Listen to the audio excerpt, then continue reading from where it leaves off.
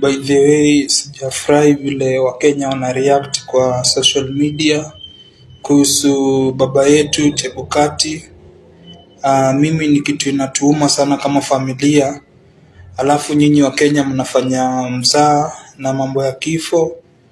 Naomba tu Wakenya muache hiyo kwa sababu ni kitu mbaya mnafanya. Mzee wetu hakuna pesa amewahi kula, na yeye alifanya kazi yake na heshima, na kila kitu alikuwa anafanya alifanya kama mzee wa heshima, kwa sababu yeye si mtu wa hapendi uongo, na yeye hakukuwa mtu corrupted. Kwa hivyo hizi vitu mnafanya online, mnatucheka kama familia, si mzuri. Naomba tu mtupatie humble time ili tuweze kulia mzee wetu na tuweze kumwomboleza hii wakati. Si kitu mzuri mnatufanyia, na mimi ni kijana wake last born, na hii kitu mnatufanyia kama familia sijafurahi, na naomba tu mtupatie time ili tuweze kulia mzee wetu kwa njia ya heshima. Na hii kitu mnatufanyia ni kitu inatuumiza sana roho, kwa sababu mzee amekuwa mgonjwa kwa muda mrefu, na tumekuwa tukiwa tunaye hapa nyumbani, na akalemewa tukampeleka hospitali, lakini ameweza kutuacha. Na msituchekelee, chukua tu hiyo wakati mtushike mkono ili tuweze kuomboleza mzee kwa njia ya heshima, kwa sababu alisaidia hii nchi.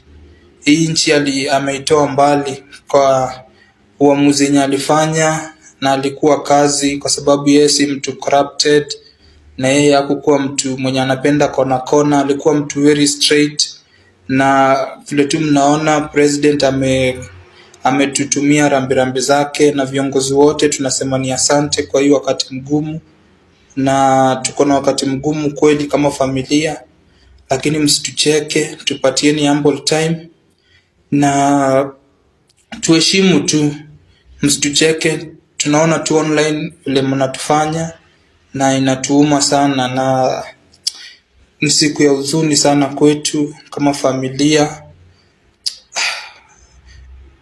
Yani hata sijui nisemeaje, lakini imetuuma sana. Mzee tutakumiss, lakini roho yangu inaniuma sana vile mnatufanya.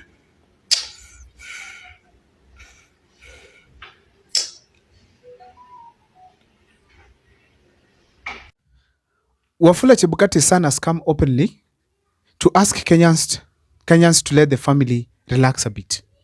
What is he asking Kenyans to relax from? At least having constant negative sentiments about Wafula Chebukati, especially after his demise.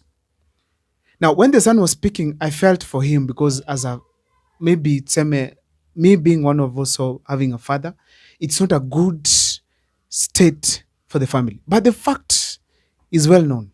Why are these Kenyans speaking the way they are doing as far as Chebukati's death is concerned? I have one simple thing I want to tell the son before I continue. The fact is that Wafula Chebukati was holding a public office, and public judgment cannot be prevented. The same case we had with the death of Ogolla. Despite of the son constantly trying to prove that the father died legitimately, or died in the right way, Kenyans still had an opinion on that, because we knew people who were threatening to deal with Francis Ogolla General. So, in a nutshell, the Kenyan public has the opportunity, it is in its own rights, to give an opinion as far as Wafula Chebukati's death is concerned. Wafula Chebukati was occupying one of the most powerful offices in the country, in an independent office. So we expected him to deliver to the people of Kenya. And whenever he went wrong, Kenyans had to speak about it. However, what are some of these things that we believe the former IBC chairperson did? The first one is this. Wafula Chebukati did some mistakes that I feel strongly that he was supposed to correct. Number one on the list, it is ignoring the Cherera 4. Cherera 4 were very powerful commissioners within the IBC who were in the same level with Chebukati. It's only that the Chebukati was the chairman of these people. So the IBC consists of 4 commissioners. 7 commissioners. And among these 7, 4 of them had a different opinion to the election result that Chebukati was supposed to announce. They raised a question. Chebukati did not listen to them. They withdrew and went to Serena Hotel. Chebukati failed to listen to them.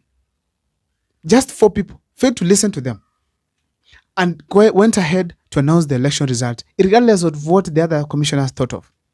He even actually branded them as people who are dangerous to this country, what resulted them being removed from the office. Some of them resigned, forcefully resigned. Another one, actually, they were forced to resign because of the threats here and there. And actually, one of them decided to fight for herself. But Chebukati himself came even to testify against Irene Masit, who decided to fight for her job, and smiled while Masit was crying. This kind of ignorance that Chebukati portrayed at that time, Kenyans were watching. And this is the time to speak about it. We have to admit that this is not the only time they have been speaking about Chebukati. Chebukati, immediately after the Irene Masit case, where it's the only time I saw him in public, Chebukati went and became sick. And eventually we realized that he disappeared completely. He has never released any statement from the family. The family has never released any statement as far as Chebukati is concerned. And we realized that the family was quiet, did not want anything in the public. But people constantly talked about Chebukati. People said Chebukati messed up this country. So therefore, the fact is that Chebukati was sickly, and eventually now he died out of the disease. He did not even get time to enjoy the retirement benefits of being an IBC chairperson. Very sad. Very sad. Now, another mistake Chebukati did is this. Chebukati did not consider the Kenyans' interests. What do I mean by this?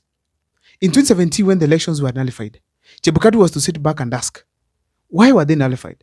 Is this nullification going to improve the Kenyan hope as far as the IBC is concerned or not? And the fact is that Kenyans lost some hope, even some trust for the IBC Commission. And the best thing Chebukati was to do is to sit down and ensure that he has restored the hope of Kenyans, even trust on the Commission. But he ignored that. Even as towards elections, the polls were showing very clearly that Kenyans were not trusting what IBC is going to do. But Chebukati ignored it. It was wrong to do that, on the basis that if he could have at least sat down and tried to do things that at least restore the hope of Kenyans on the IBC, Kenyans could have at least felt good about it. And then the 2022 general election to be held without any complaint. I feel strongly that Kenyans could have not been speaking, they are speaking right now about Chebukati. Right now, Kenyans are saying that Chebukati deserved the punishment. Some Kenyans, of course. Which should not be the case in the Kenyan history of deaths, because deaths are never a good thing in a family. So therefore, Chebukati did the wrong thing. For him to ignore Kenyans. I want to play this video to you here, and you guys, you listen and then you tell me what you've understood from it. But me, I cannot mourn Chebukati. I cannot mourn him. I'm saying pole to the family, but me, I cannot mourn Chebukati. Just allow me, that is me. And that is my conscience. I cannot mourn him. Hata uniweke gani kwa kichwa, I cannot mourn him. Because of his reckless actions and fraudulent decisions at Bomas, we lost over 70 youths on these streets. Unataka uniambie, unataka mimi ni muone Chebukati? Yaani maisha ya Chebukati ni muhimu kushinda maisha yenye vijana waliuawa kwa sababu ya uamuzi wake. That video, it's all about what you call the Gen Z protest. People died. People demonstrated and were killed. Youths of this country, for heaven's sake. They were demonstrating in the sense that the government is not doing well. At this point, this was a reaction to the government that was given a certificate by Chebukati. Every time we face a challenge as a country, we remember how William Ruto got into power. Despite that Chebukati had a role, a responsibility to ensure that William Ruto has been given the certificate being the winner, he himself let the chaos to start early enough. In Bomas, fights were there. In Bomas, chaos were there. Not leave alone the public. Even within the commission. If Chebukati could have handled everything peacefully, give the people some hope that we from the commission, we are at par. Now you, the public, relax. And then I even postponed a day because there was a day left for the elections to be announced. Chebukati was just to relax, a day to come, the next day, after sorting out the issues, so that we can have the announcement of the results to happen early enough, and also the announcement of the results to happen while all Kenyans are satisfied. But instead, Chebukati decided to ignore the mood and decided to give out the certificate. That was very wrong. He has now known one simple thing, wherever he is, that it's not all about an individual. Whenever we make decisions as a country, as a top leadership, it's all about you do things from the perspective that you're doing it for a country. It's not just peace that we need in this country. We need more than peace. We need a country that is prosperous, because when people are born, to which environment are they born? If they are born in an environment of suffering. It's therefore important thing that Chebukati could have sat down and consider the voices of Kenyans. The last thing that I think Chebukati did as a mistake, it is the issue to do with the IBC commissioners and other IBC employee security. He took it for granted. Musando was literally killed and his finger chopped off. And that was a very sad story for Kenyans to hear. He left a very young family. Chebukati died without having that case completed, because we don't know who killed that boy, that gentleman, I mean. He did not take it as a serious matter because he was protected. Why not him in danger?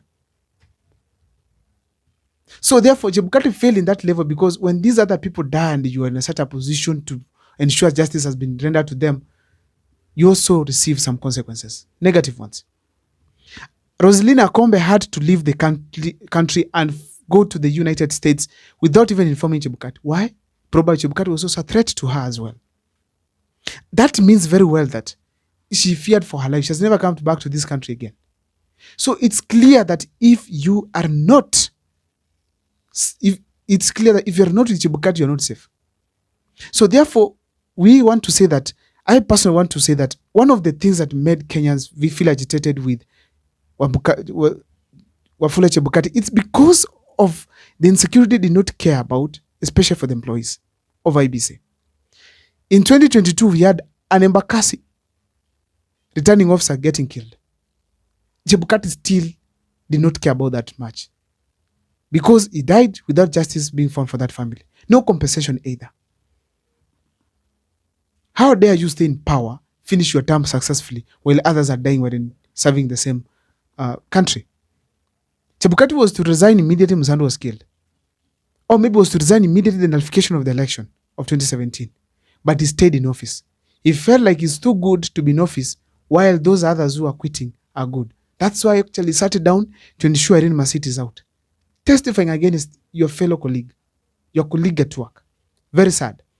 To the family, we are sorry for this, but the fact remains that Kenyans have now the right to express their opinion on, because Chebukati was himself a public servant. My name is Abel Mokwa. See you next time for more videos.